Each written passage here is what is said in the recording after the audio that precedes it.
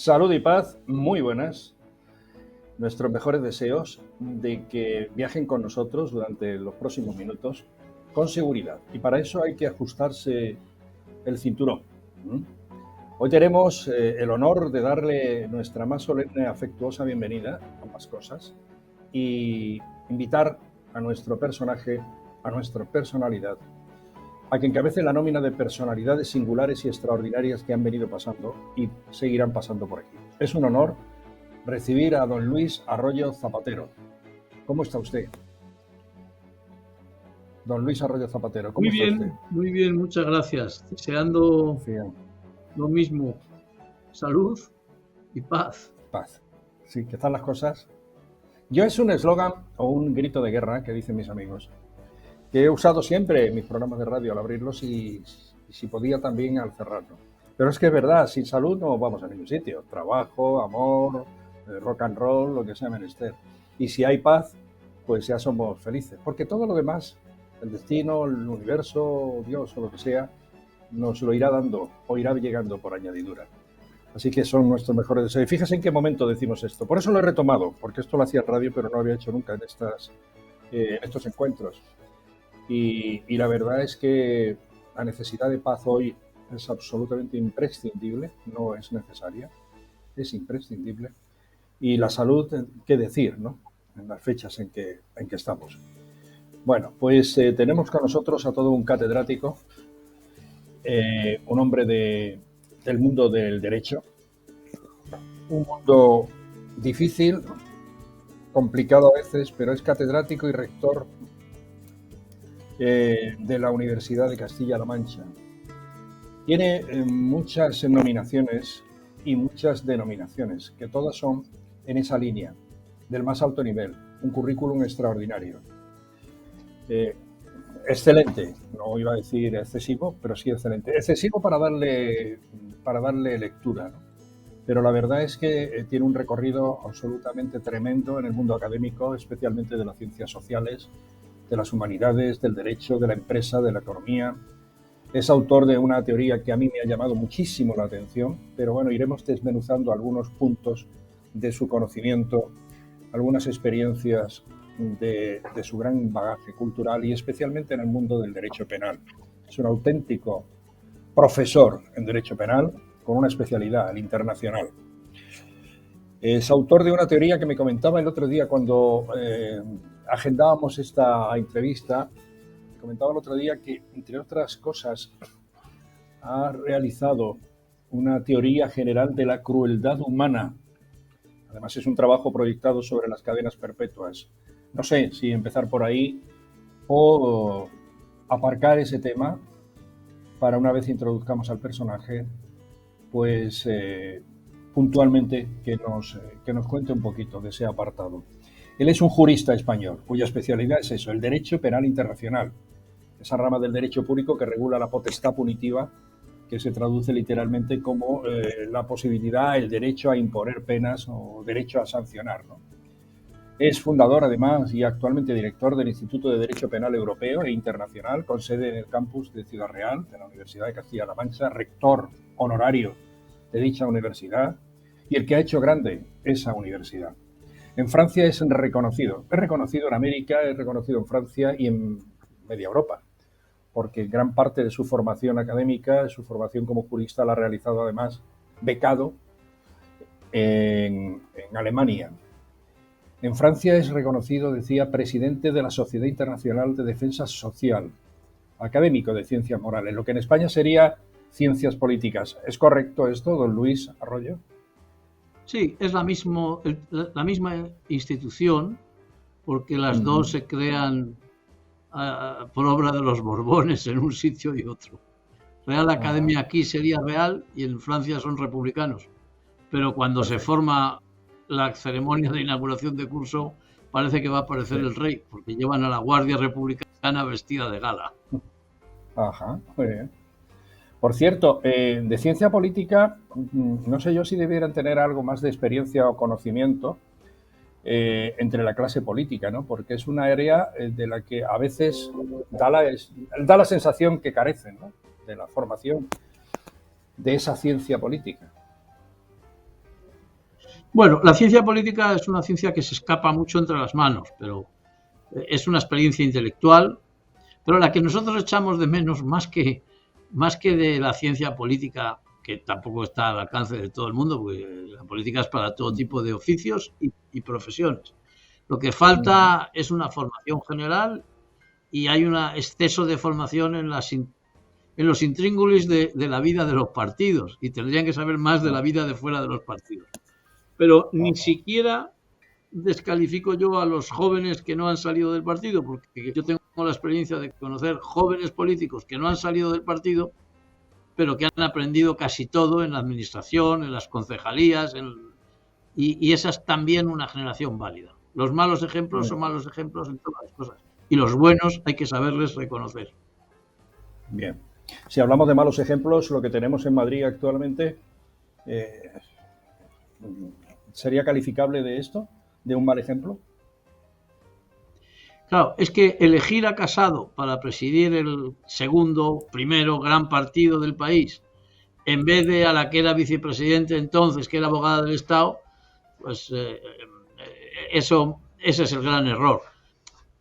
Aunque a Casado quien le impulsó fue otra abogada del Estado, o sea que ni siquiera los abogados del Estado son conocimiento seguro, pero las cosas se ven. Y aquello pues estuvo mal hecho, ¿eh? Y lo del máster no fue una anécdota. Yo le conocía de antes y me lo habían presentado como una persona que había hecho el máster en Georgetown, ni más ni menos. Y lo presentaron así en público. Había más de 20 personas, entre ellos un par de tenientes generales. Y cuando yo le felicité, porque yo venía de Georgetown en ese momento, yo dije, qué envidia me das haber podido estar unos meses en Georgetown. El tipo no me dijo nada, no me dijo que no, es en Harvard, es en Alcobendas, donde sea. No me dijo nada. Eso fue un error muy grave. Y eso lo pagamos. Lo demás son los ciudadanos los que eligen y ya está. O sea que lo que hace falta es dar que los partidos den lo mejor posible y que no se equivoquen grandemente. Y nunca sabes exactamente cuándo se equivocan, porque también el Partido Socialista las pasó canutas cuando se dividió en dos, ¿no? Bueno, pero lo que vemos también es que unos se equivocan, pero luego aprenden. Porque hoy a mí cuando oigo a Sánchez en el Congreso de los Diputados, me parece un príncipe de Macedonia o un señor, desde luego mucho mejor que los políticos ingleses, por no comparar con los españoles. La imperfección de las relaciones actualmente entre un lado y otro, con Europa en medio, ¿cree usted que podría desencadenar una situación bélica tremenda, o hay parte de escenografía en estos momentos entre los grandes, sobre todo entre Biden y Putin? Hay mucha escenografía, pero hay un fondo de realidad. La desaparición, la caída de la Unión Soviética siguió un proceso de autonomía de los países del este, ¿no? Pero en vez de ayudar a esa autonomía, a su consolidación, se le fue pegando tirones. Como he dicho antes, tirones de tipo militar.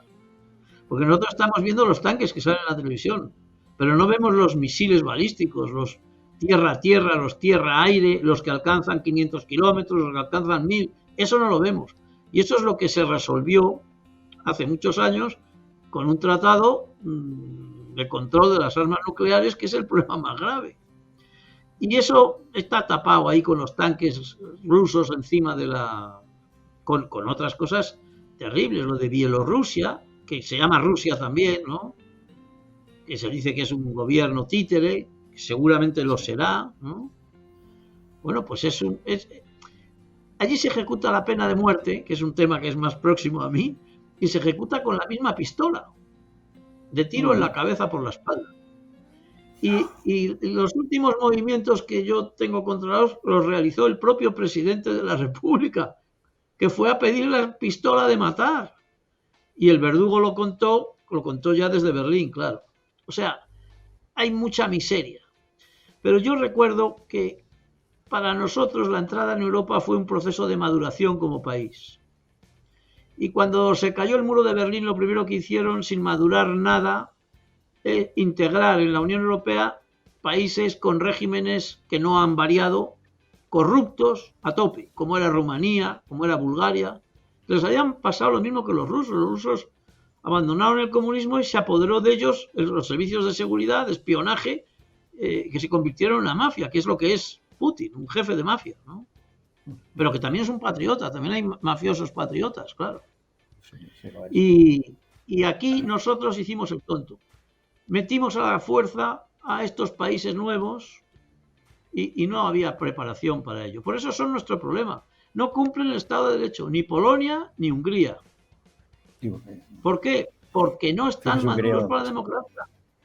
Y tenemos un conflicto muy grave. Y eso es malo para una Unión Europea que no tiene política común. ¿Cómo la vamos a tener si resulta que dos países de tanta importancia como Polonia, que es lo más parecido a España en términos de datos, ¿no? De población, de territorio, o Hungría, están en manos de insensatos? Es que lo de Hungría está fuera del tiesto. Totalmente. Claro. Pero lo han metido con calzador también. Luego pasa lo que pasa, sale el callo.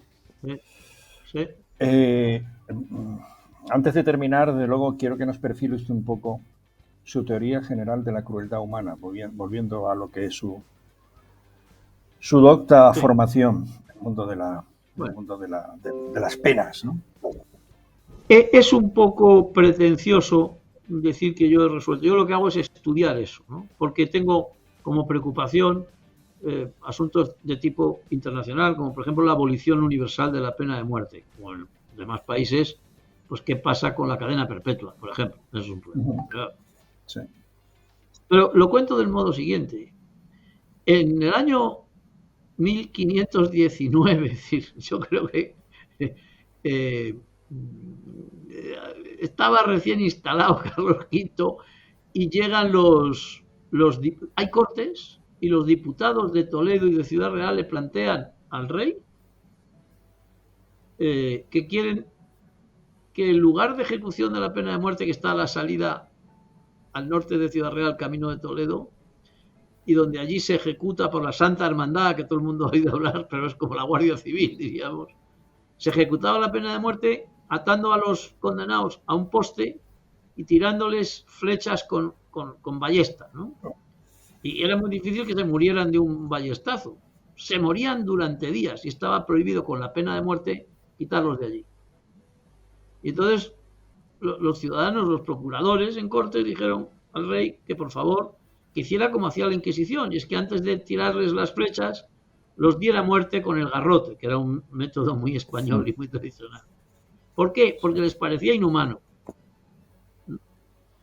Es decir, cómo cambian y se van sucediendo las emociones, ¿no? La sensación de lo que es cruel y lo que no es cruel.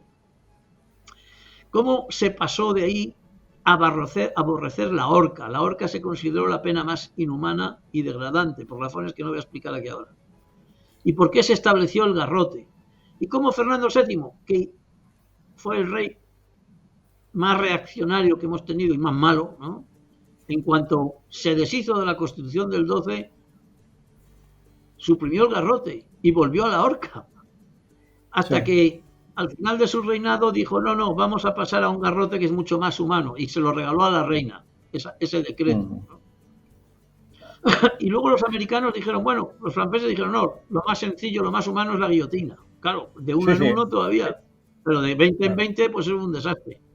A lo que yo me dedico es, junto con mucha gente, es a reflexionar sobre cómo cambian los estándares de crueldad y cómo se puede ayudar a que cambien. Hay mucha gente que dice, fulanito, que se pudra en la cárcel. Es que ha matado a su hijo, a su mujer y a su madre. Vale, muy bien, que se pudra en la cárcel. Pero cuando mata solo a uno, también que se pudra en la cárcel. Cuando roba solamente y no toca a nadie, que se pudra en la cárcel. Eso es una manifestación de crueldad. Y hay gente que no le parece bien. Y por no hablar de las prisiones en América Latina, que son prisiones como las nuestras del siglo XIX, ¿no? Eso es una cosa que a mí me interesa, que es con lo que cierro mi tiempo de maduración científica, y me gustaría que hubiera un debate y una transmisión de las cosas que son crueles y de las que no. En el pasado hay mucha crueldad y hay mucha gente partidaria del pasado. Qué fuerte. Con lo cual, vamos a decir, civilización, actualización, modernización o nuevas mentalidades hablan más de, por lo que usted nos dice, de involución que de evolución, ¿no? Claro, por ejemplo, si en España la Constitución no hubiera incorporado la abolición de la pena de muerte, estoy convencido de que algunos de los grupos políticos estarían reclamando la pena de muerte y los demás, para no quedarse de menos, pedirían que se ejecutara en la Plaza Mayor delante del público. Sí, La supresión sí. de la pena de muerte en público fue también un acto de superación de la crueldad.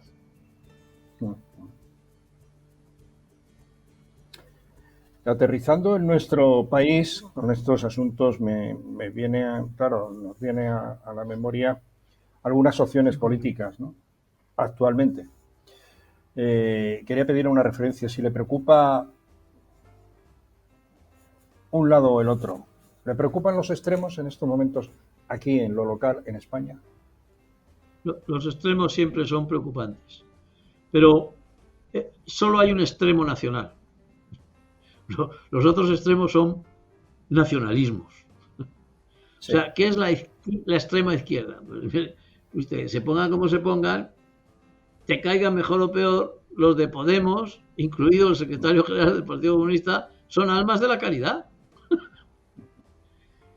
No ponen en peligro a nadie, saben que no pueden imponer nada, ni siquiera eso de que los animales tienen sentimientos iguales que los seres humanos, eso, hasta eso saben que no lo pueden conseguir. ¿Cuál es el problema en ese ámbito pues los independentistas? Ese es el problema que tenemos. Y a los independentistas hay que manejarles con sumo cuidado, porque si no, ya se ha intentado varias veces, se les mete a todos en la cárcel y ya está, pero no podemos meter a 500.000 personas en la cárcel. Hay que tener una estrategia, aunque no nos guste, aunque sea peligrosa. Y en cambio, por el otro lado, tenemos otro extremismo que lo que quiere es... Yo sé que no se puede equiparar a los votantes de Vox con el franquismo, pero los dirigentes de Vox son franquistas y no son partidarios ni de la ley de la gravedad. Quiero decir, ¿usted qué pensaría de un partido que dice la ley de la gravedad no existe? Pues es lo que pienso yo de ese partido cuando dice que no hay desigualdad de género, que la violencia de género es de todas partes. Pero ¿ustedes de qué país salen? Salen del pasado más siniestro de este país. Y eso nos lleva al enfrentamiento. Y ese enfrentamiento es nacional, porque se enfrentan a todo el mundo en todas partes. Mientras que los nacionalistas se enfrentan en su sitio y por lo tanto podemos tener una capacidad de control. Sí. Por eso me preocupa que el partido principal, claro, por eso me preocupa y nos preocupa a todos que un partido que es clave en la vida política pues se convierta en un juego de niñatos. Eso es una cosa terrible, ¿no? Sí. Pero me imagino que más rápidamente de lo que deseamos, lógicamente, de lo que pensamos, lo resolverán, porque la gente conservadora tiene derecho a tener un partido serio y no en manos de insensatos. Y eso lo tienen que resolver, no puede ir así. No le interesa a España. O sea que yo creo que tienen que resolverlo. Para todo. ¿Cómo es posible que un partido nacional como este haya ido 3 veces a Bruselas a pedir que no nos manden el dinero, a pedir que las reglas que a ellos les gusta para elegir el Consejo General del Poder Judicial, vulnerando la Constitución y las leyes, se nos imponga desde Bruselas? Es que son cosas como de niños, como de niños que van de acusique al jefe de la planta del colegio. Eso no puede ser. El desprestigio que eso produce, sobre todo los españoles, es mucho más allá de una intervención desgraciada del ministro de Consumo o de cualquier otro ministro. La verdad es que sobresale cada día más lo que percibimos, al menos los ciudadanos, yo percibo esto, que cada día sobresalen más los intereses, voy a decirlo abiertamente, partidistas, que los que son del primer partido que debiera ser, que es el español. Es decir, da la impresión de que defienden más los intereses de un criterio, la derecha, la izquierda, el centro, el que sea, que el derecho y la necesidad que tiene tu propio país. Es decir, si nos vamos a beneficiar todos con esos movimientos en ese Poder Judicial que hay que actualizar, eso termino con todo el respeto. La situación que usted nos acaba de mencionar, cómo se puede ir a Bruselas a decir no nos envíen dinero porque no se está repartiendo en condiciones. Creo que esa es la argumentación. Pues habrá que vigilarlo mejor, pero lo que no podemos decir es esto es una familia, una serie de hermanos, y que uno de ellos vaya y diga no nos des, papá, porque resulta que buscando un argumento. Pues si los chicos lo que necesitan es eso, la necesidad de poder tener algo en el bolsillo para sobrevivir, y en este caso estoy extrapolándolo a algo muy familiar, muy sencillo y muy humilde. Pero los intereses de España son de España, de todos los españoles, derechas, izquierdas, arriba y abajo, ¿no?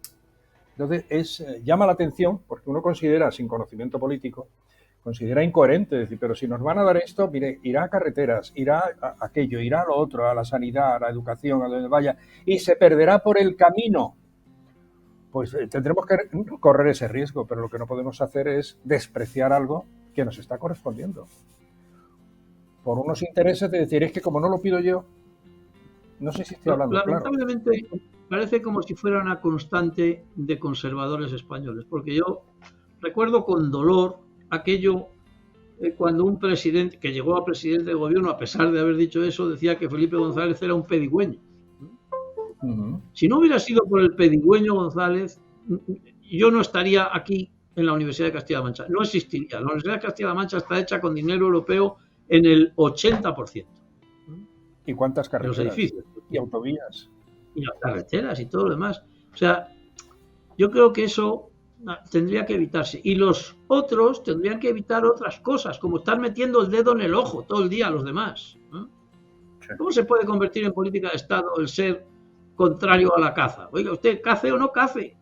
A mí me parece una ordinariez el fútbol, pero no se me ocurre prohibirlo, ¿no? Y más cosas, ¿no? Y más cosas. Sí. O sea, que todo el mundo tiene que corregir, pero para eso hay que mejorar en los líderes, y los líderes no son mucho mejores que los ciudadanos. La verdad es que somos poca cosa todos. Pero si sirve de consuelo, pasa lo mismo en Francia, en Italia. Fíjense ustedes, Italia, que es una república, pues han convertido al presidente de la república en rey. Sí. Tenemos que ir terminando. Quizá en otro momento retomemos esta charla que ilustra tanto, nos enseña y nos habla usted con claridad y podemos tomar notas. Le voy a preguntar, además ha tenido usted un reciente encuentro el pasado fin de semana, creo que ha sido en Cádiz, feliz reencuentro o encuentro, con sus compañeros. Los compañeros, sus colegas que vienen detrás, las nuevas generaciones de abogados, juristas, jueces, etcétera, son de una, no digo de una raza distinta, la raza tiene que ser la misma, que es la judicatura, en una palabra, ¿no? Pero con otros criterios algo más centrados en el presente y enfocados a un futuro democrático, solidario, enérgico, eficiente, exigente desde el mundo de la judicatura, tan necesaria e imprescindible para una feliz convivencia. No estoy seguro, porque en realidad sí que hay un porcentaje relevante de los jóvenes que son más sensibles a los valores más valiosos, ¿no? Los valores constitucionales en sentido amplio, ¿no? Pero los jóvenes también se dejan llevar por el espíritu y las manías del tiempo, ¿no? Y también hay muchos jóvenes que son partidarios de cortar y rasgar, y que se pudran unos, que se pudran los otros, o viva la guerra. Globalmente se puede decir que la Constitución nos cambió la formación de los juristas a mucho mejor. Y eso se nota hoy, ¿no? Y sobre todo es una formación mucho mejor, mucho más... En este encuentro de jóvenes penalistas, ¿no?, que se han congregado en torno a la idea de contra las penas crueles, ¿no? Bueno, pues ahí iban contra las penas crueles los 30 jóvenes que han ido de varias universidades y que son o jóvenes doctores o doctorandos, ¿no? Hay muy valioso. Y, por ejemplo, fue muy positivo que la clausura del Congreso se hizo en la iglesia del monasterio que fue la famosa cárcel penal de Santa María. Vaya, Una de las famoso penal. cárceles más duras, a pesar de las buenas temperaturas de Cádiz. Y allí la catedrática de Derecho Penal de la universidad organizó un concierto de flamenco. Y un joven flamenco empezó cantando un palo que es muy poco conocido, que son las carceleras, que son cantos flamencos de la cárcel, ¿no? Y es un canto contra la crueldad. No digo que no sea merecido el que la gente esté en la cárcel, pero tenemos derecho a castigar a la gente, a privarla de libertad, pero no a machacarla.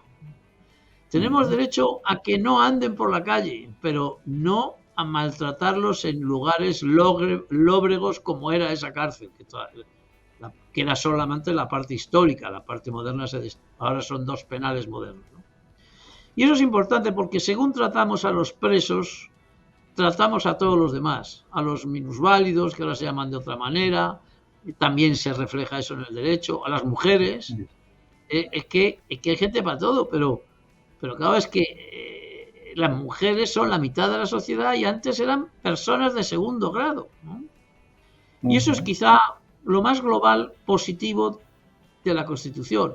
Derechos para todos e igualdad de las mujeres. Y eso lo saben los chicos jóvenes. Y eso nadie les va a ganar. Esto se lo digo para los que son partidarios de desconocer la ley de la gravedad. Nadie va a ganar en este país, ni en ningún país moderno, siendo partidario de tener a las mujeres con la pata quebrada y en casa. Sí, sí. Lo que no entiendo es cómo formando parte de ese grupo hay muchas mujeres también. Es decir, lo aceptan. Sí, les gusta. Ah. A esas, claro, porque sí, claro, que si no ahí, nos claro. tiene explicación, ¿no? No tiene explicación. Claro.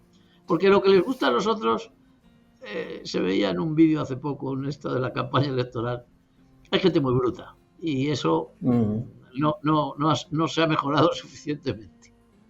Sí, con su mentalidad, su conocimiento, su experiencia, su bagaje, su nivel. Es una pena que pronto se pueda jubilar y que no esté usted en el derecho de modo activo. Bueno, como en la universidad como tenemos profesor, la necesitamos. tenemos Pero yo un la privilegio los universitarios, y es que si hay mucha obra detrás, las universidades nos convierten en profesores eméritos, que quiere decir que seguimos en activo. Yo ya cobro mi pensión, pero soy emérito y doy no tantas clases como antes, pero sigo realizando las mismas actividades. Esto es una cosa, esto no es poner ladrillos. Yo entiendo que los que ponen ladrillos o son maestros de niños, que son muy pesados los niños, se jubilen antes, a los 65 o a los 60. Lo que me saca de quicio es que se jubilen con 50 algunos profesionales en la banca y en otros sitios y encima paguemos nosotros la diferencia. Pero eso no es el caso. A mí me gusta sacarle partido a la gente que sirve para lo que sirve, porque hay otros que no sirven, claro. Un torero no se puede empeñar en seguir toreando toda la vida, entonces cosa porque le pilla el toro. Ni poner al albañil con ni al albañil pone ladrillo a las 6 de la mañana con 70 años. Exactamente. O sea, la jubilación, lo que pasa, y esto es tremendo, claro que tampoco se sabe. Cuando se creó la jubilación, que fue una ley de principios del siglo XX, la edad media de los españoles era 60 años. Claro. Y se jubilaba a 65. Antes no cobraba la pensión más que 4 gatos. Claro. Y ahora somos 10 millones los que cobramos pensión. ¿Esto cómo se financia? Pues es un problema que no se puede olvidar por parte de nadie. Pero claro, lo que menos se puede hacer es decir que no haya pensiones, que algunos son capaces. Claro. Sí. No le voy a preguntar si le preocupan las pensiones del futuro, porque es un tema que nos llevaría a otra charla muy interesante.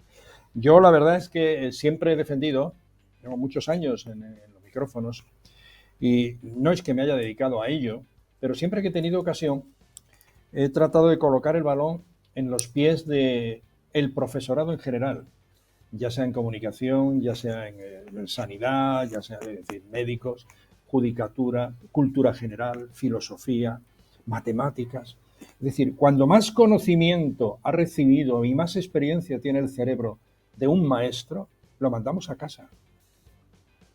Sí, Y lo dice eso la es ley. un despropósito. Sí, sí, sí. Eso es una incoherencia total. Pero lo que ha costado que este señor tenga esta formación, más 40 años de experiencia, cuando él es sabiduría, ya no conocimiento, se da por hecho el conocimiento, y cuando ya es sabiduría por solo la experiencia que tiene, lo manda usted a casa, además obligatoriamente. Bueno, está el emérito, pero no es la gran mayoría. Y ojalá fuese la gran mayoría. Yo creo que un profesor con 80 años en la universidad, con ese conocimiento, con ese pozo de amor, además al conocimiento, porque es vocacional, lo encierra usted para que coja un bastón y tome el sol en la plaza del pueblo. Bueno, usted no se preocupe. Yo digo siempre, y ojalá sea verdad, que un buen penalista no debe preocuparse más que a partir de los 92 años. Bueno, 92, vale. Y si pasa algo antes, es que seguramente habrán abusado de la vida. Bueno, el optimismo es la mejor medicina, sí. El optimismo. Sí, está usted absolutamente joven. Personalmente e intelectualmente es usted un hombre de hoy y yo le admiro muchísimo. Quiero agradecerle esta presencia, el habernos conocido, el haber entrado en esta comunicación y no solamente desearle lo mejor, sino decirle, aquí estamos para lo que podamos ser útiles y especialmente para trasladar el conocimiento que tienen personas como usted. Muchísimas gracias por su atención, por su entrega y por su amor a la vida. Gracias. Muchas gracias a ustedes. Muchas gracias.